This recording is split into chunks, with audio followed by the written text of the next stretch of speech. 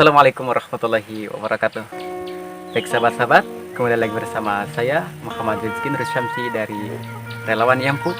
Insyaallah untuk kesempatan kali ini kita akan menjumpai Ketua Yayasan Amanah Muslimin Peduli Umat.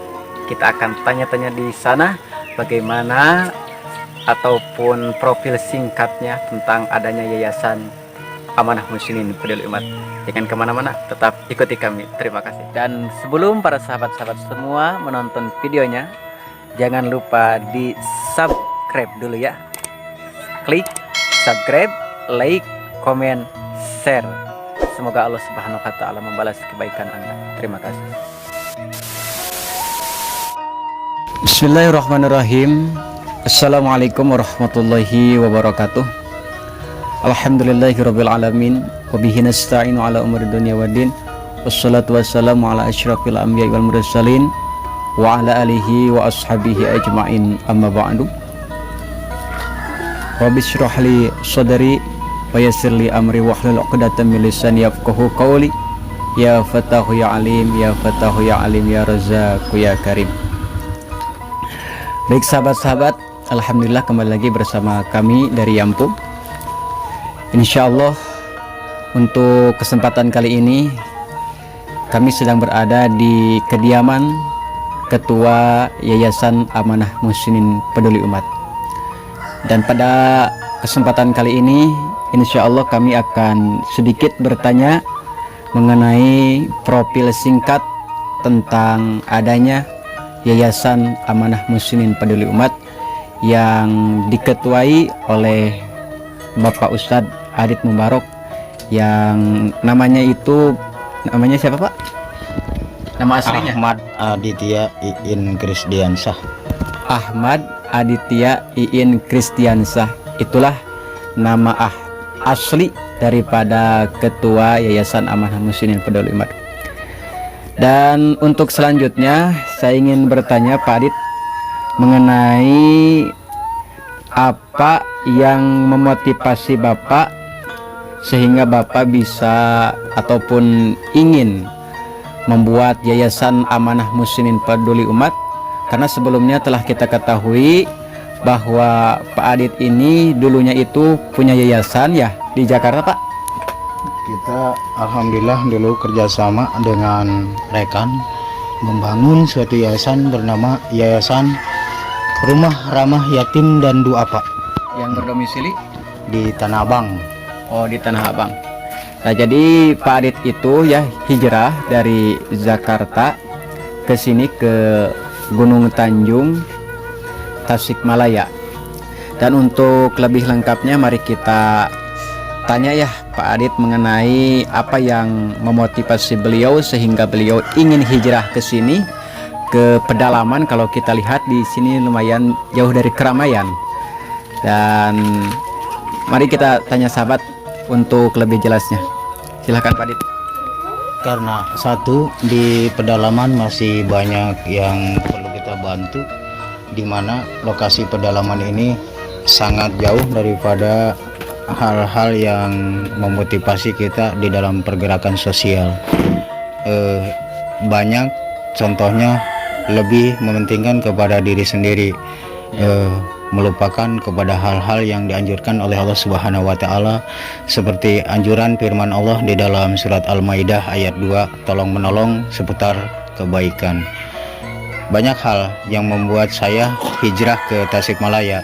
Allah berfirman di dalam surat Al-Imran ayat 104, kita diwajibkan intinya menjadi orang bermanfaat. Juga Allah pula berfirman di dalam surat Al-Baqarah yang bunyinya fastabiqul khairat, ayat surat Al-Baqarah ayat 148.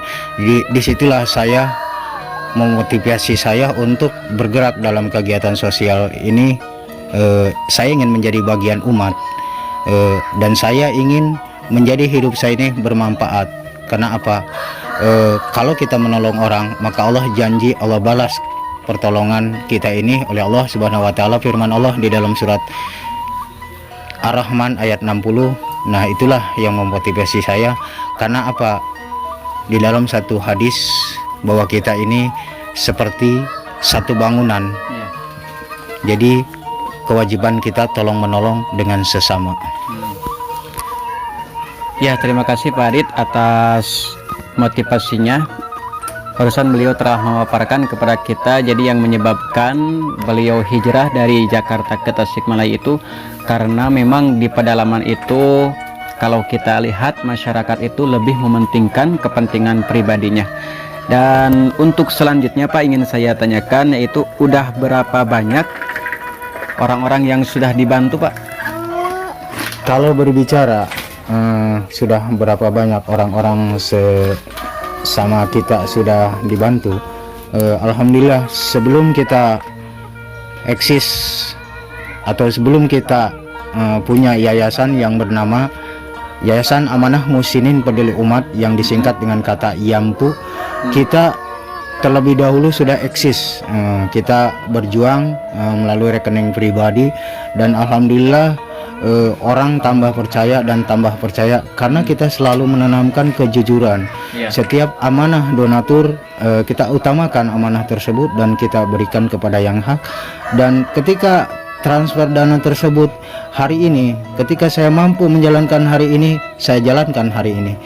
Itulah sifat dan motivasi saya, ingin bagaimana terutama Indonesia NKRI ini gemar bersedekah. Allah berfirman yang bunyinya, tatkala suatu negeri beriman dan bertakwa kepada Allah, maka janji Allah pasti limpahan barokah kepada kita. Ya, terima kasih Pak Adit. Dan untuk selanjutnya ingin saya tanyakan Pak, ini kan bantuannya selain dari para donatur, dari sahabat amal, apakah Bapak bekerja sama dengan mitra yang lain? Alhamdulillah, dari semenjak eksis kita sebelum punya yayasan, kita juga dibantu oleh Yayasan Rumah Wakaf, Rumah Zakat, kemudian Badan Wakaf Quran BWA, dan beberapa yayasan lain yang sudah jadi mitra. Kemudian kita atas saran mereka itulah yang sudah berbadan hukum, mereka itulah yang sudah berpengalaman, maka kita bangun suatu lembaga yaitu tadi yang dinamai Yayasan Amanah Muhsinin Peduli Umat. Dan untuk penyalurannya Pak,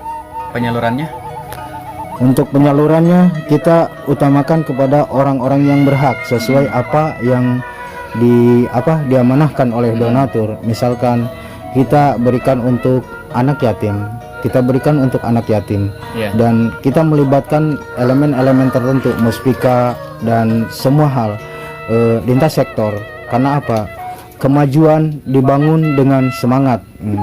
Allah berfirman di dalam surat Al-Imran ayat 200, di situ kita harus berjaga-jaga dan tetapkanlah dirimu pada semangat kalian.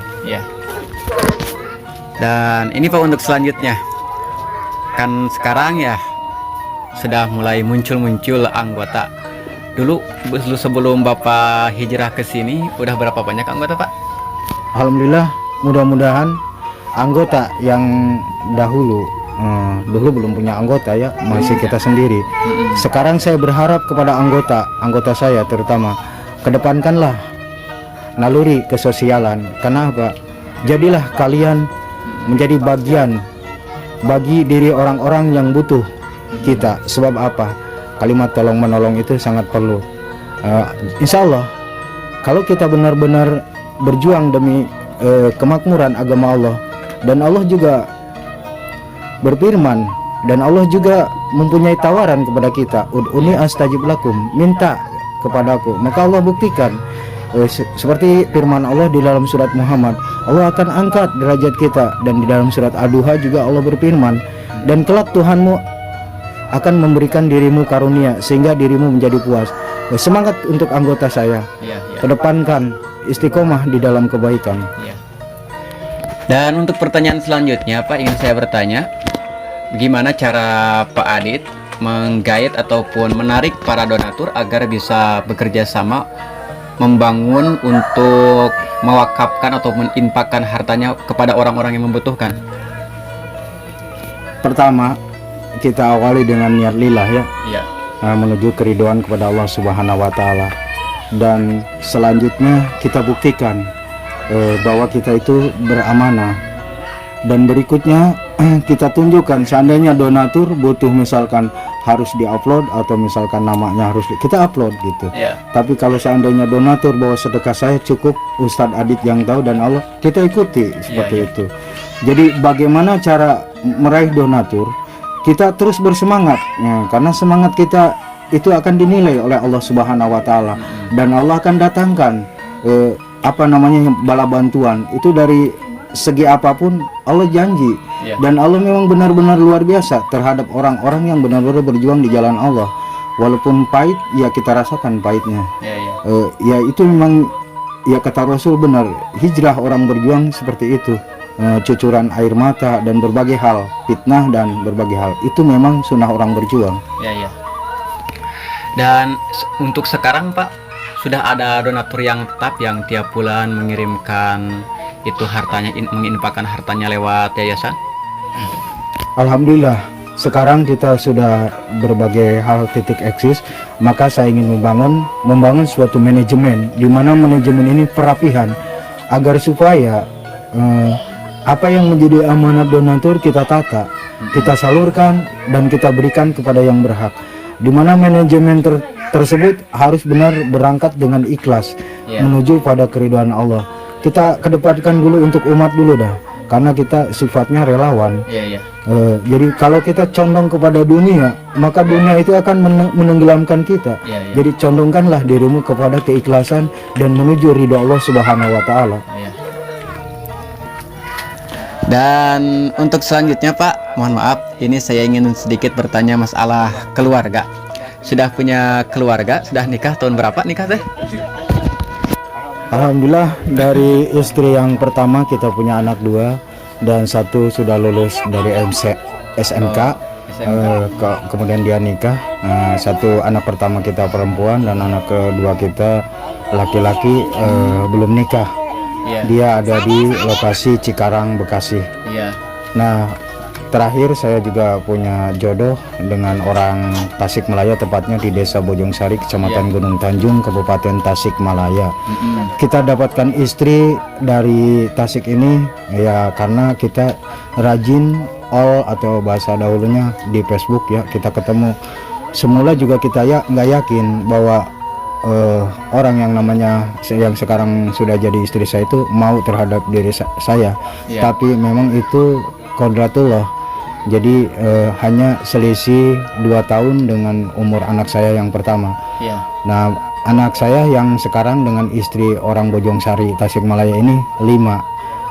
Yang pertama, anak saya yang pertama Suci Ayu Kiki Krisdianti, yang kedua Ahmad Deden Junaidi, yang berikutnya yang dari istri yang di Tasik, yang awal Al Khairat Nurti Kolbi dipanggil Alfi, yang kedua Fatimah Ajahro dipanggil, atau Pajwati Fatimah Ajahro dipanggil Fatimah, yang ketiga Zainab, yang keempat Khalid Al Walid, dan yang kelima Hanif Nasrullah. Nah, itulah, dan sejarah saya memang luar biasa. Alhamdulillah istri bisa terpaku di perjuangan saya. Intinya nurut segala sesuatu yang diperjuangkan saya, yaitu untuk umat. Iya. Oh, jadi kita baru tahu ya bahwa Kang Adit itu punya istri 2 atau gimana Kang? Istrinya? Ya alhamdulillah. Cuman yang pertama masih sudah ditinggalkan ya sama kita. Jadi sudah pirak. Sudah cerai itu. Oh iya. Karena kita nggak mau banyak panjang lebar ya cerita akan mungkin akan ada privasi gitu, seperti itu.